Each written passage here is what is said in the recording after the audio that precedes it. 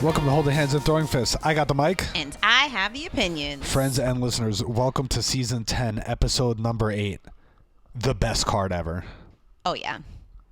Well, babe, finally a card worthy of us covering. UFC 300 was stellar. Honestly, it was like MMA Prom wedding situation where everyone got cleaned up, dressed to the nines, and were on their best behavior. The card was 7 hours long, and it did not feel like it. Damn near every fight was exciting, even the few ones that went to decision. You know this is a serious event when I didn't even go to sleep, really. Thank you for adding that, really, but honestly, I didn't really go to sleep, really. Very proud of you. After celebrating our little girls Nara and Valeriano's birthday, first birthday party, we got home and I took a 15-minute nap before the early prelims, which started with Figgy submitting our guy Cody. I keep going through the card and I want to talk about it with our friends and listeners here, but honestly, just go fucking watch it. Damn. It was so good. In a sport where we talk so much shit about how much we care and how much we want it to improve, it really was the high watermark. UFC 100 was headlined by Brock and ended up with him just being a weird dickhead. And then UFC 200 was mishandled with how they didn't let Conor fight. And then, John Jones really fucking ruined it. Fuck you, John Jones. But UFC 300 just really hit different. No one missed weight. No one pulled out. No one complained about shit. Dana gave everybody the performance bonuses, $300,000. What? And I stole this through from number one MMA journalist Ariel Helwani. But no matter when you got into MMA, whether it was UFC 100, UFC 1, before Conor, after Conor, Fox, ESPN, pre-pandemic fans, post-pandemic fans, the entire community could get together at UFC 300 and look at it and say, this is why we love this sport and it fucking rules. We'll talk more about how much we loved it, but I got to pass to my partner here who has something really important to say about how our hearts got a bit broken. Remember, I got the mic and she's got the opinions. Damn. Well, it's like you kind of are throwing me under the bus, but kind of not, because I do not want to shit on this card. Truly, it was exceptional, and it shows how awesome the UFC can be when they give a fuck. The press conference was awesome. The embeddeds were awesome. The announcement of new gloves was awesome. The announcement that the Chael Anderson fight will be inducted into the UFC Hall of Fame was awesome. Fights were awesome. But as George said, I have opinions. He thought I just had an opinion about one part of UFC 300, but actually, sorry, babe, the more I thought about it, I have an opinion about something that happened after as well. All right, hit him with the ground and pound, babe. All right, I'll set the stage for you all. Max Holloway and Justin Gaethje fought for the BMF belt. Baddest motherfucker. Last week, we specifically told you Justin Gaethje and Max Holloway are going to beat the shit out of each other, and Max will have cool shorts on. No surprise, we were right. We were. As a matter of fact, they beat the shit out of each other until the very last second of the very last round when Max knocked Justin the fuck out. Yeah, bro. People in the MMA community lost their fucking minds over this moment. Everybody. Referee Mark Goddard says it was the one time in his career when he didn't act professional to officially stop the fight because the knockout was so shocking. But you know what, friends? What? I was not impressed by that ending, nor was I impressed by Max pointing in the middle of the octagon, encouraging the final seconds to just be a free-for-all. You look nervous. No, I'm just speechless. Elaborate. Let me remind everyone in case y'all forgot, because it seems like everyone fucking else did. Round one ended with Max getting a lucky kick to Justin Gaethje and breaking his nose. However, I can give Max credit. He threw the kick, and lucky or not, it landed. But no one, and I mean no one, because you know we listen to other MMA podcasts, no one is talking about the egregious eye pokes Justin had to take twice from Max Holloway. Not surprising, since they're biffles, but Kamaru Usman said, we have to see the 2 eye pokes. I mean, they were clear-cut, legit eye pokes. And it wasn't that Max was doing it maliciously or on purpose. They happened. And these are the types of things that can alter the outcome of a fight. Well, I agree, Usman. They clearly did alter the outcome of this fight. And just because everyone loves Max doesn't mean we should ignore it, which everyone seems to be doing. And George looks like he's gonna like leave me both in this podcast and in life. No, definitely not. We got too much cool shit to do. After we finish the cool shit, then maybe. Okay. Finally, the thing I'm most upset about. Fucking tell him. Is Max pointing at the octagon those final 10 seconds in the first place? It was unnecessary, and I am not at all behind that narrative that it was so badass of him. He was putting his win on the line.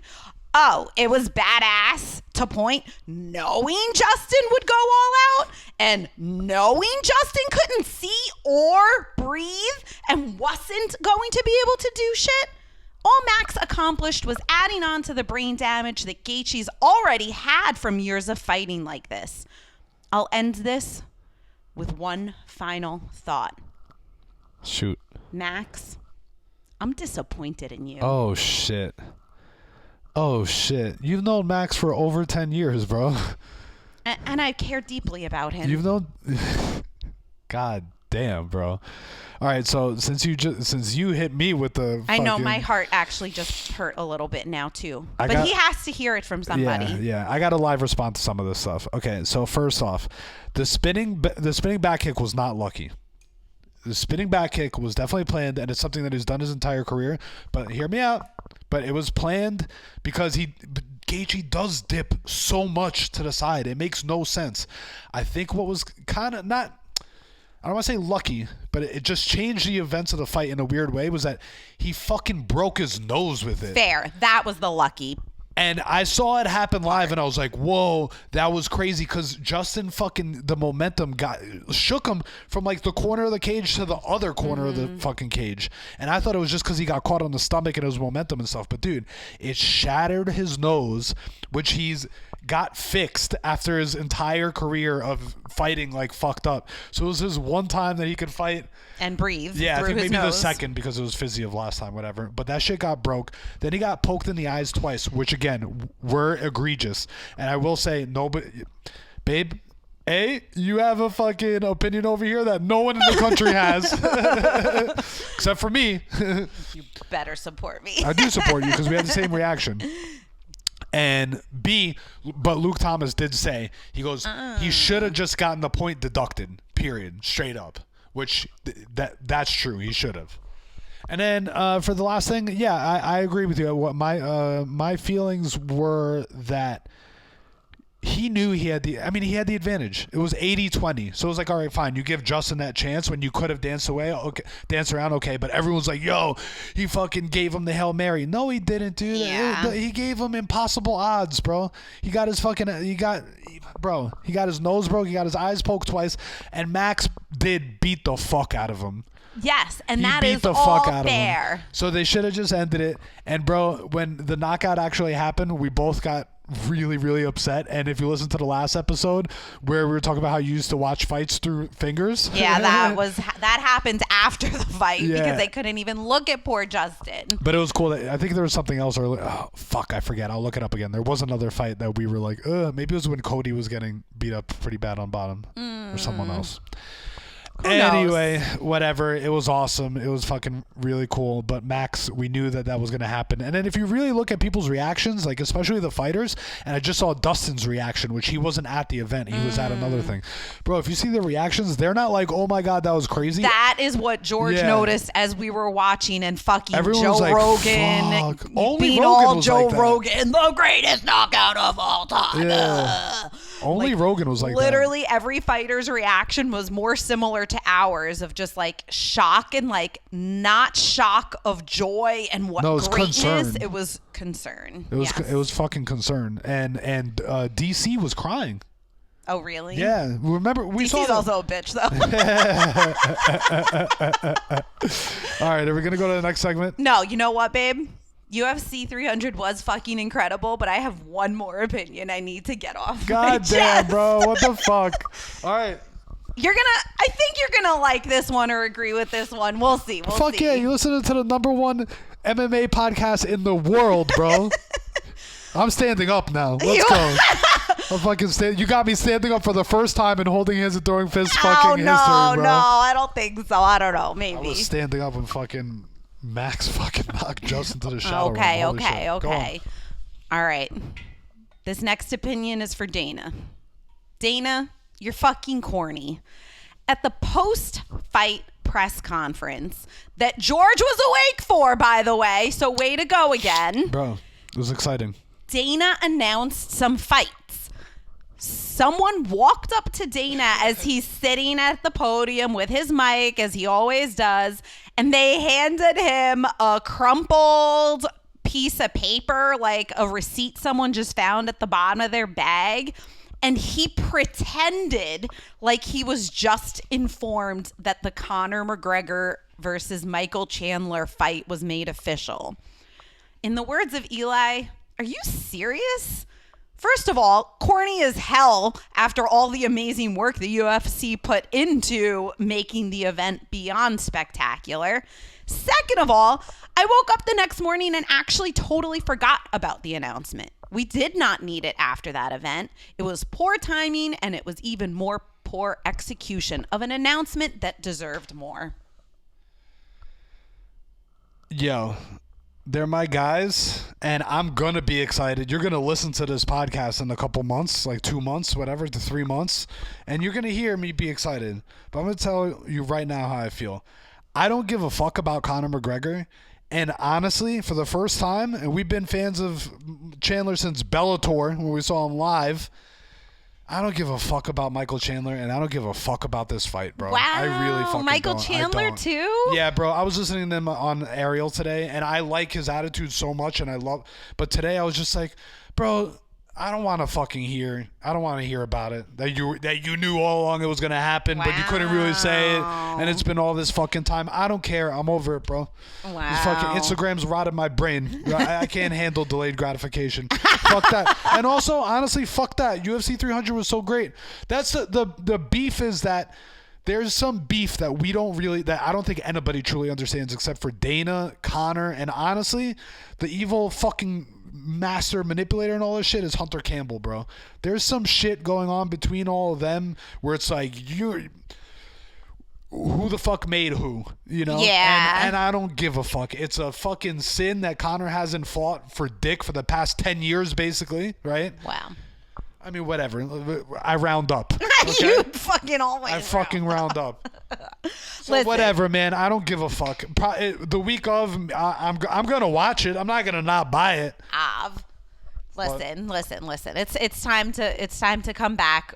This podcast is all positive, and the only way to bring it back is to come back to a holding hands and throwing fists favorite. Who the fuck says it's all positive, this podcast? Well, it wasn't until I started talking, and then I brought you down with me. So you're going to bring me back up with you. This is where we hang out in MMA fashion. Yo, first we got to recap. You know the main guy of the evening, Bruce Buffer. Of course, bro. A++++, bro, times 2. Because we all know what happens. When Bruce is really on point, you know he's going to hit you with that fucking blazer change once we get to the, is it main prelims or is it the main card? Main card. The main card. That's where he hit us with. You got to pay money for that second blazer. That's that pay-per-view blazer, bro. So the first one was black with gold accents. It was very like New Year's Eve, and it was fucking gorgeous and cool and just super classy. The second one, fashion, pure Buffer fashion. It was a burgundy blazer with metallic floral print. The floral print was on fire. The first thing I said was, awesome. You need this blazer for slick I sweating. would love to get it. I would love to get that fucking blazer. I heard on something, I think between the links, where Heck and Jed were talking about it, where the over-under was $10,000 for his suit, and they both said it was over $10,000. I'm like, I don't know. Is it? Does Bruce be spending over $10,000 on fucking blazers like that? He could. He could. That's why he don't know. rewears them. He should be getting them for free anyway, babe. What else we got? Megan's outfit, of course, looked amazing. Champagne-colored sequins like New Year's Eve again. Also during the week, I think it was during the press conference, like on the Thursday before, media day. She was wearing a cobalt floral blazer, and it was fucking super awesome.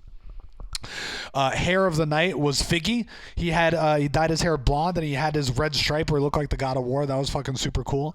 And of course, we had not one but two pairs of custom Venom shorts for fighters. Well, 3 actually. You forgot about Wei Lee, but hers were so subtle it just didn't pop the way Max and Alex's did. Max had floral shorts to represent Hawaii, and Poatan had tribal Amazonian shorts to represent Brazil. But what did Wei Lee have? I forget. Her shorts were red, and then there were like gold accents on it. But again, it was just difficult to read, and like red didn't stand out. Oh, she's the champ though, so she should have worn black. Well, no, isn't it always as long as their name is in gold? I guess, yeah. Who knows? The point is that Venom should be doing this more often, and I think it's always really cool when they do it, and they should be able to do it. It shouldn't be that difficult. Yeah. I think there wasn't a whole lot to talk about in the post-fight press conference, but Poatan wore a green velvet blazer with no shirt, which is fucking great, and an embroidered jaguar on the back, and I think I want that too. Let's talk about that later. Other highlights this summer I'm doing blazer with no shirt. UFC 300 fight week was that new gloves were announced. You friends who have kept with us since season 1, you know we've discussed this before. These motherfuckers are listening to us and they're ripping us off. The press conference on Thursday before the fight was incredible. All the fighters were on stage behind a curtain, and once the curtain fell, the full arena went nuts, including all the fighters on stage who started clapping themselves. It felt really special, and we were really excited to both be awake watching that as well. That's what happens. Babe, I got a question for you. Hit me. What does Shama mean? Shama. What a great chance. You said it better than I did. We learned from UFC Embedded, I believe it was, that when Brazilian fans yell this, or specifically Alex Pereira says this, it's slang for "let's go." So it's not like Bama in Greek.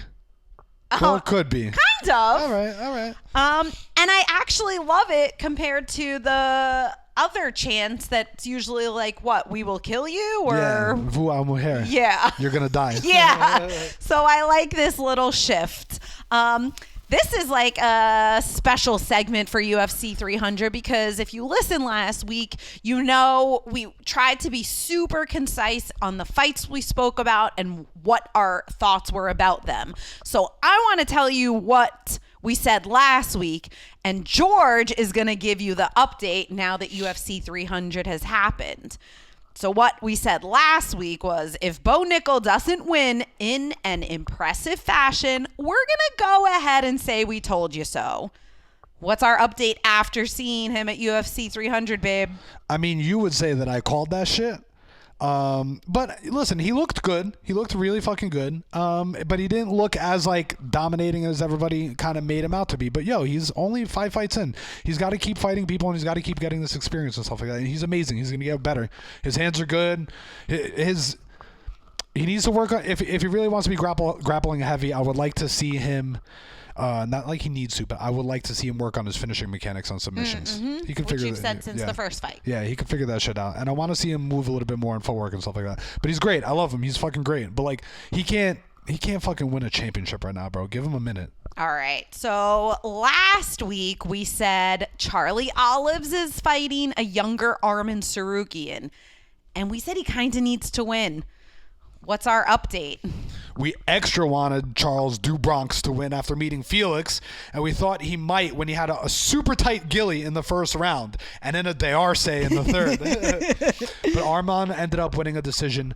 Darn. But I got to say, I was scoring all the fights that night, and I scored it. It was tough. That was one of George's methods to stay awake. Yeah. It worked. Well, I've tried that before, and I've gone straight to fucking sleep, too, so I can't attribute it to that. But I did score all the fights, and I was pretty much in line with everything. I think this is the only one that, and it was a split decision, but I picked Charles, but I think that's also a little bit of favoritism. Yeah. All right. So But Jed on MMA decisions, I wanted to tell you this too. Like 80% of the people gave it to Sarukian, but Jed gave it to fucking Dubronx. Interesting.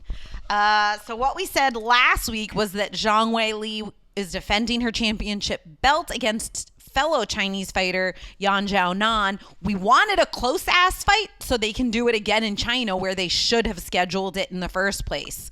What's the update, babe? That fight was the unsung hero of the night and truly didn't need to be on the card, but we got what we wanted. It was a close-ass fight and super weird at the end of round one when Wiley choked Yan out, but Yan got up last minute, and then the cornerman gave her smelling salts to really wake up. Is that true that they really, or whatever? They went back and forth on that. For the rest of the fight, she looked decent, but Wiley retained her belt, and we could still see a rematch in China. All right. Last but not least, we said we wanted Alex Pereira to kick Jamal Hill's ass because he's a jerk off and we don't play that shit around here. What's our update on the fucking main event of UFC 300? Our update was it still took me like another 2 days after our last episode to remember why you feel that way, why we feel about that way about him. And we don't play that shit around here. Alex did exactly what we wanted, and he did it with style. He knocked Hill out after brushing off Herb Dean, who was going to give him the time to recover after Hill got a good old dick kick in. Pereira brushed him off and knocked Jamal out right after with a sick Mexican hook. I think Faraz Sahabi said that's what that's called. He ended up giving a meme of like shrug of the shoulders since Hill was talking mad shit all the week, and he finally got shut the fuck up. It was a beautiful ending to a beautiful night. You trying to introduce me over here for what's next? Oh yeah. Let's not fight. No fight. You bunch of fuckers. No fighting. No fucking fighting. No fucking fighting! Yo, special shout out to Felix, bro. You mad cool. We told you we had a first birthday party last Saturday, and because we respect people's time, not only do we get to places on time, we got to this party early on Saturday, and of course we had to go to the bathroom. So we did what we always do in that situation. We found an Irish pub, got a drink, took a piss. I had an Irish whiskey neat and a Guinness in 10 minutes. So Felix, sorry if I stunk of alcohol, but it was awesome to meet with you and talk about MMA. Anything else, babe? No, time to wrap it up.